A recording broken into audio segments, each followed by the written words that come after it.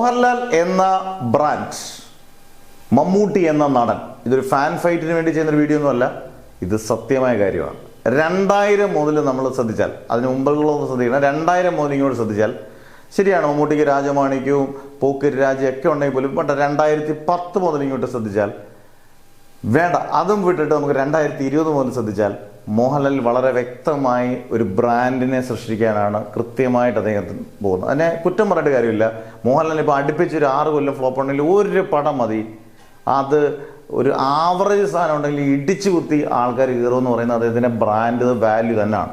അതിനി എത്ര ഫാൻസ് അങ്ങോട്ടും ഇങ്ങോട്ടും പറഞ്ഞാലും ബ്രാൻഡ് മൂല്യം ഉള്ള നടൻ തന്നെയാണ് മോഹൻലാൽ.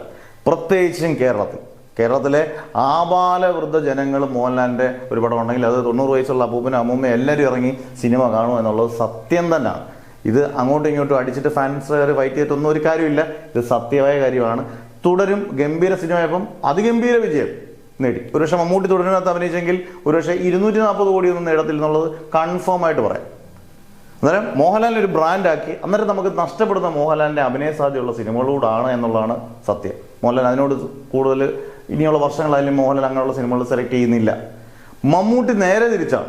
മമ്മൂട്ടി കമ്പനി തുടങ്ങുകയും മമ്മൂട്ടി കമ്പനിയിൽ കൂടുതൽ സിനിമകൾ വരികയും അദ്ദേഹം സ്റ്റാർ എന്നുള്ള പറഞ്ഞാൽ ഓട്ടോമാറ്റിക്കായിട്ട് അദ്ദേഹത്തിൻ്റെ രീതി അനുസരിച്ച്, ഇപ്പോഴത്തെ രീതി അനുസരിച്ച് കൃത്യമായിട്ടും വലിയ പ്രകമ്പനം കൊള്ളിക്കുന്ന തിയേറ്ററുകളെ ഭയങ്കര എൻ്റർടൈൻ ചെയ്യുന്ന സിനിമകളെക്കാട്ടിൽ കൂടുതൽ അദ്ദേഹം നമ്മൾ നടനെ എക്സ്പ്ലോർ ചെയ്യുന്ന സിനിമകളാണ് വരുന്നതല്ല, നമ്മൾ കണ്ടുവരുന്നത് അങ്ങനെ എല്ലാമാണ്. അടുത്ത അടൂർ ഗോപാലകൃഷ്ണൻ്റെ ചിത്രം, പിന്നെ 2 എൻ്റർടൈനർ വരുന്നത് എങ്ങനെയാണെന്നുള്ളത് നമുക്കറിയത്തില്ല. അതും ഈ 100 കോടി എനിക്ക് ലക്ഷ്യമില്ല, എനിക്ക് നല്ല പടം ചെയ്താൽ മതി, പുത്രമായിട്ടുള്ള ഡയറക്ടേഴ്സിനെ കൊടുക്കാം. നിതീഷ് സഹദേവൻ്റെയും ഖാലിദ് റഹ്മാൻ്റെയും ഗംഭീര പ്രൊജക്റ്റുകളാണ്. പക്ഷേ അടൂർ ഗോപാലകൃഷ്ണൻ്റെ പടം വ്യത്യസ്തമായ പടമാണ്, ഇതുവരെ കാണാത്ത ജോണറിൻ്റെ പടമാണ്. അടൂർ ഗോപാലകൃഷ്ണൻ ആരും പ്രതീക്ഷിക്കാത്ത സിനിമയാണ്. മമ്മൂട്ടി എന്ന നടനെ എക്സ്പ്ലോർ ചെയ്യുക, കളങ്കാവലും ബ്രഹ്മയുഗവും പുഴുവോ റോഷാക്കോ ആരും ചെയ്യാത്തത് എനിക്ക് ചെയ്യണമെന്നുള്ള ആർത്തിയോടുകൂടി ചെയ്യുന്ന ഒരാൾ. രണ്ടുപേരും 2 ധ്രുവങ്ങളിലൂടെ ശരിക്കും സഞ്ചരിക്കുക.